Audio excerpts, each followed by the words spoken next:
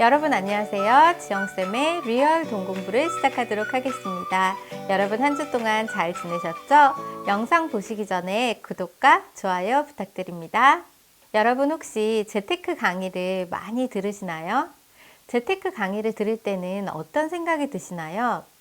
예전에 제가 재테크 강의를 많이 들으러 다녔는데 그때 저는 이런 생각이 들었어요.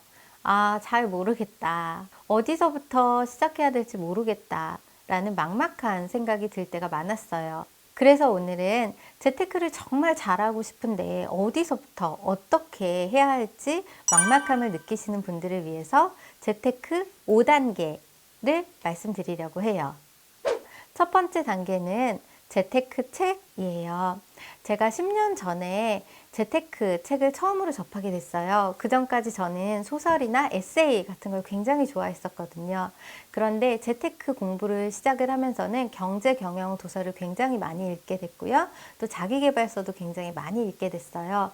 그 중에서 제가 읽었던 책 중에 하나가 바로 부자 아빠, 가난한 아빠였어요. 부자 아빠 가난 아빠의 저자인 로버트 기요사키의 책을 읽게 되었는데요. 그 중에서 가장 충격을 받았고 정말 좋았던 책은 부자 아빠의 젊어서 은퇴하기라는 책이었어요. 제목부터 굉장히 흥미롭죠. 저도 그래서 제목을 보고 책을 읽기 시작했어요. 그런데 막상 책을 딱 펼치니까 제가 생각했던 재테크의 기술 이것이야. 재테크는 이렇게 해야 돼. 라는 말이 나오는 것이 아니라 이런 문구가 나왔어요. 책의 첫 부분에 왜 다윗은 골리앗과 싸우는가? 라는 질문이 있는 거예요. 그리고 이런 문구가 있었어요. 다윗은 자기 아내 거인을 만나기 위해 골리앗을 만났다. 각각의 우리 안에는 다윗과 골리앗이 있다. 많은 사람들이 삶에서 성공하지 못하는 것은 골리앗을 만날 때 달아나기 때문이다. 골리앗이 없었다면 다윗은 절대로 거인이 될 수 없었다. 이 책은 당신 안에 거인을 끌어내기 위한 책이다 라는 문구가 있었어요. 당시 저는 은행을 다니고 있었지만 사실 적금이나 예금 빼고는 별로 아는 게 없었어요. 그리고 막상 내가 어떤 펀드나 또는 주식이나 이런 투자 상품에 대해서 알아보려고 해도 두려운 마음부터 들기 시작했어요. 아, 내가 괜히 뭐 했다가 더 안 되는 거 아니야? 라는 생각이 많이 들었죠. 어쩌면 그때 이 부분을 읽으면서 이런 생각이 들었어요. 아, 지금 내 안에서 다윗과 골리앗이 싸우고 있는 거 아니야? 라는 생각이 들었어요. 다윗은 굉장히 작고 두려움이 많은 나였고요. 골리앗은 굉장히 거대하고 내가 잘 모르는 미지의 세계와 같았어요. 그렇지만 다윗은 골리앗과의 싸움을 피하지 않았어요. 그리고 마침내 이겼죠. 저는 재테크 책을 읽으면서 재테크에 대한 기술도 배울 수 있었지만 이런 마인드를 굉장히 많이 배울 수 있었어요. 무엇인가에 도전할 수 있는 마인드가 먼저 장착이 되어야만 뭐든지 시작을 할 수 있을 것 같아요. 그래서 2019년 여러분의 재테크를 위한 필독서 리스트를 여러분들께 알려드리고 싶어요. 필독서 리스트는 저의 네이버 카페에서 여러분들이 확인하실 수 있습니다. 재테크 두 번째 단계는 온라인 그리고 오프라인 정보를 검색하시는 거예요. 많은 엄마들이 아이를 처음에 임신을 하게 되면 가장 먼저 하는 일이 무엇일까요? 바로 엄마들의 카페에 가입을 해요. 그리고 나서 정말 중간에 임신을 했는데 갑자기 임신 5개월에 배가 땡긴다. 그럼 엄마들은 산부인과를 갈까요? 아니면은 그 카페에 글을 올릴까요? 정말 가보면 굉장히 많은 분들이 글을 올리고 있어요. 임신 5개월인데 배가 땡기네요. 이렇게 글을 올리면 선배 엄마들이 댓글을 쭉 달아주죠. 엄마들은 이런 카페들에 가입을 해서 정보를 얻게 돼요. 그런데 그 다음에 아이들이 좀 크고 나면 엄마들도 재테크 카페에 많이 가입을 하시라고 제가 가이드라인을 많이 제시를 해드려요. 재테크 카페가 요즘에는 굉장히 많아요. 그 재테크 카페에 가면 가입을 하고 나서 사실 무엇부터 봐야 될지 잘 모르실 거예요. 그럴 때 제가 세 가지를 추천드리고 싶어요. 첫째는 실패담을 읽으시라는 말씀을 드리고 싶어요. 재테크 카페를 가시게 되면은 많은 분들이 자신의 경험을 글로 남겨두신 분들이 계세요.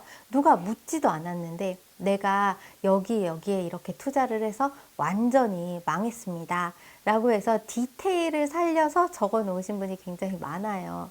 그런데 제가 이런 실패담을 많이 먼저 읽으시라는 말씀을 드리는 건 간접 경험을 하기 위해서예요. 여러분도 어쩌면은 어떤 리스크가 큰 그런 투자에 마주칠 때가 있을지도 몰라요. 그런데 그때 아마 도움이 될 거예요. 아, 저번에 내가 실패담 읽었을 때 이와 비슷한 상황이었는데 나도 조심해야 되는 거 아닐까? 라는 생각이 들 거예요.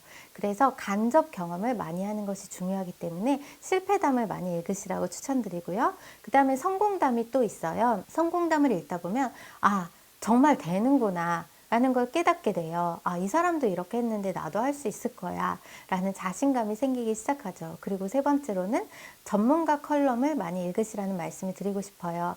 전문가들이 굉장히 짧게 어떤 전망이라든지 또는 중요한 사실에 대해서 언급을 해놓은 것들이 있어요. 그런 칼럼을 읽다 보면은 지식을 많이 쌓을 수 있어요. 이렇게 해서 지식을 매일 한 주 한 주 쌓다 보면은 한 달이 지난 후에는 여러분의 실력이 굉장히 많이 늘어 있으실 거예요. 이렇게 온라인 재테크 카페에 가입을 하셔서 여러 가지 정보를 검색을 하실 수 있지만 또 중요한 것은 오프라인으로 검색을 하시는 거예요. 제가 아는 한 언니는 굉장히 증권에 대해서 많이 알고 있었어요. 야, 지금은 어느 나라에 뭘 투자를 하면 돼 라고 저한테 이렇게 알려주는 거예요. 전 너무 신기했어요. 언니는 어떻게 그런 걸 다 알아? 그랬더니 언니가 얘기하는 거예요. 보통 이 언니는 증권회사에 굉장히 자주 방문을 한대요. 방문을 하면 여러 가지 설명을 굉장히 많이 해주고 여기저기에서 얻는 정보들이 굉장히 많다는 거예요. 실제로 제가 아는 부동산을 굉장히 잘 하시는 어르신이 계세요. 그런데 그분은 재테크 카페 이런 거 가입을 안 해요. 그런데도 너무나 잘 알아요. 보니까 이분은 항상 점심에 커피를 부동산에서 굉장히 자주 드시는 거예요. 부동산 사장님과의 인맥을 많이 만들어 놓으신 거죠. 그 언니는 증권으로 굉장히 많은 투자 수익을 얻었고요. 또 이 어르신도 부동산으로 성공을 거두었어요. 그 이유는 바로 오프라인 정보를 부지런히 검색을 하실 수 있도록 인맥을 쌓았기 때문이에요. 여러분도 정말 바쁘실 수 있어요. 그렇지만 한 달에 한 번 정도는 증권사에 방문을 하신다든지 또는 부동산에 방문을 하신다면은 내 집을 마련할 때 많은 도움이 되실 거예요. 재테크 3단계는 강의와 세미나예요. 실제로 요즘은 유튜브를 통해서 굉장히 많은 강의를 들을 수 있어요. 저 역시 유튜브에 많은 강의들을 들으면서 배웠고요. 또 제가 아는 어떤 분은 경매 역시도 유튜브 강의를 통해서 많은 지식을 얻을 수 있었다고 이야기해요. 여러분이 여러 가지 무료로 제공되는 유튜브 재테크 강의들을 많이 들으셨으면 좋겠어요. 그리고 재테크 분야에 있어서는 세미나도 많이 열리고요. 박람회도 굉장히 많이 열려요. 무료로 열리는 대규모 박람회 같은 경우에는 가시게 되면 최근의 경제 동향뿐만 아니라 트렌드를 알 수 있게 되고요. 또 무료로 제공되는 그런 참고 자료들도 굉장히 퀄리티가 높은 그러한 자료들이 많아요. 그래서 여러분이 이런 재테크 강의와 또 세미나를 많이 활용해 주셨으면 좋겠어요.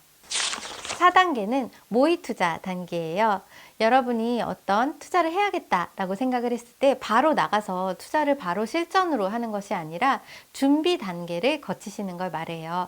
예를 들어서 수능에도 모의고사가 있듯이 우리가 투자를 하기 전에도 모의로 투자를 해보는 것을 말해요.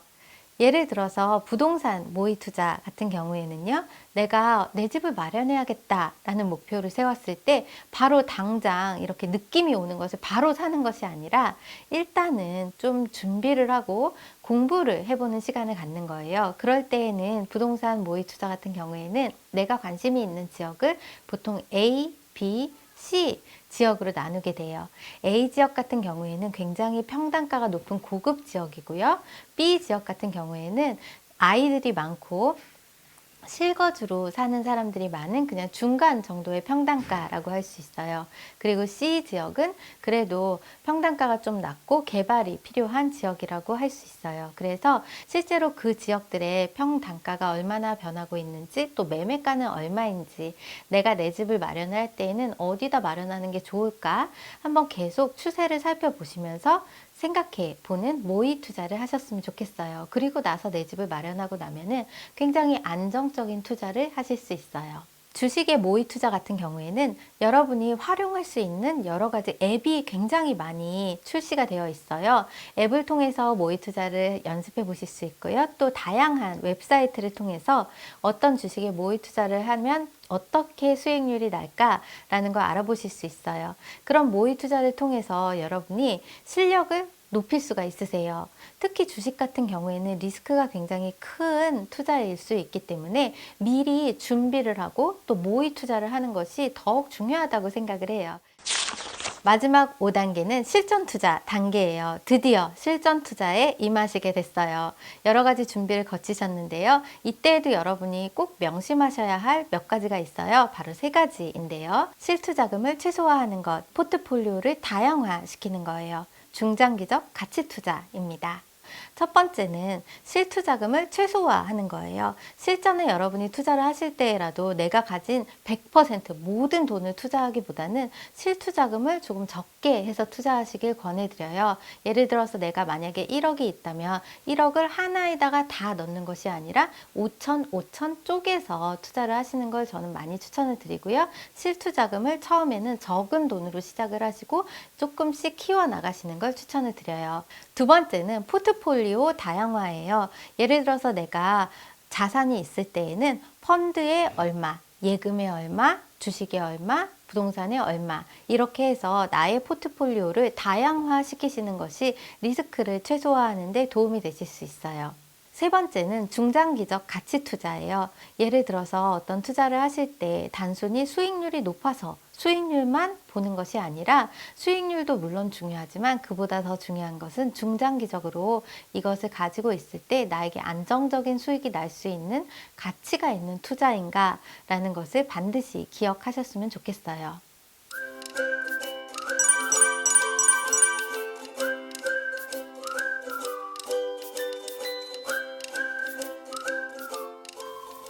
이번 주 다이아몬드 미션입니다. 이번 주 다이아몬드 미션은 여러분께서 모의 투자를 한번 시작해 보시는 거예요. 모의 투자라고 하면은 어렵게 느껴지실 수도 있어요. 그런데 어려운 것이 아니라 정말 내가 모의고사 보듯이 한번 실제 투자에 들어가시기 전에 나의 실력을 쌓아보자 라는 마음으로 해보시는 거예요. 어쩌면 내 집 마련을 위한 지역을 3군데로 나눠서 한번 이곳에 내 집을 마련하면 어떻게 될까라고 해서 조사를 해보는 것도 모의 투자가 되실 수 있고요. 또 어떤 주식에 관심이 있으시다면 내가 여기에 투자를 하면 어떻게 될까? 이런 모의 투자 앱이나 또는 웹사이트 등을 이용을 하셔서 모의 투자를 진행해 보실 수도 있으실 거예요. 그리고 모의 투자를 진행을 하실 때에는 여러분이 투자 노트를 만드셨으면 좋겠어요. 저도 예전에 이렇게 투자 노트를 마련을 했었어요. 그래서 맨 앞장에는 내가 원하는 것, 올해에 내가 꼭 이루고 싶은 재테크 목표를 적었고요. 그리고 나서는 그 목표를 위해서 몇 가지 모의 투자로 어떻게 준비를 하면 좋을까? 칼럼도 읽은 것도 써놨고 또 나의 결심 그리고 나의 정보 이런 것들을 적어 놓았었어요. 여러분도 이렇게 여러분만의 모의 투자 노트를 만드셨으면 좋겠어요. 몇 년 후에 여러분의 소중한 보물이 될 거예요. 이번 주 여러분들께 소개시켜 드리고 싶은 책은 부자 아빠의 젊어서 은퇴하기 라는 책입니다. 이 책의 저자는 어렸을 때 아버지가 2명이었다고 이야기를 해요. 사실 아버지는 1명이었지만 마음속으로 가르침을 받았던 또 1명의 아버지가 있었죠. 실제 아버지는 교육은 굉장히 많이 받으셨지만 가난한 삶을 사셨고요. 또 다른 아버지는 자신의 친구의 아버지였는데 교육을 그렇게 많이 받지는 못했지만 굉장히 큰 부자가 되셨어요. 그래서 하와이에서 대규모의 땅을 소유하기도 했고 굉장히 큰 자산가가 되어서 남들을 도우면서 그런 삶을 살게 되셨죠. 저자는 하와이에서 가난한 아버지 밑에서 자라면서 사실 돈에 대해서 잘 모르고 있었어요. 그러다가 나중에 성인이 되고 나서는 제록스사의 영업사원으로 취직을 하게 돼요. 그러면서 세일즈 기술을 배우게 되죠. 그리고 나서 이 사람이 했던 사업이 있어요. 바로 나일론 지갑 사업이었어요. 사람들이 조깅을 갈 때 그 지갑을 가지고 가기가 굉장히 불편하잖아요. 그래서 이 몸에 부착할 수 있는 그런 나일론 지갑을 만드는 그런 사업을 시작을 했어요. 그런데 이 사업이 굉장히 잘 됐어요. 갑자기 굉장히 많은 돈을 벌게 됐지만 결국에는 그 돈을 어떻게 관리를 해야 하고 또 사업을 어떤 식으로 운영을 해야 하는지 제대로 알 수 없었기 때문에 이 사람이 많은 돈을 벌었음에도 불구하고 나중에는 파산을 하게 돼요. 그때 이 사람이 깨닫게 된 것이 있어요. 바로 재테크라는 것은 단순히 어떤 기술적인 것이 아니라는 거예요. 마인드가 함께 있어야 하고 그리고 자신의 역량을 높여가는 것이 실제로 재테크의 성공으로 이어진다라는 걸 깨닫게 돼요. 그러면서 부자 아빠에게 배웠던 가르침을 하나씩 정리를 하고 다시 적용을 하기 시작해요. 어렸을 때 자신이 알고 있던 그 친구의 아버지, 부자 아버지가 가르쳐 주셨던 가르침, 그 가르침이 무엇이었을까요? 오늘은 여러분들과 재테크에 대해서 막막함을 느끼시고 두려운 분들을 위해서 재테크 5단계에 대해서 이야기를 나누어 봤어요. 오늘도 저희 강의를 경청해 주셔서 감사합니다. 여러분의 구독과 좋아요는 큰 힘이 됩니다. 여러분 다음 주에 다시 만나요.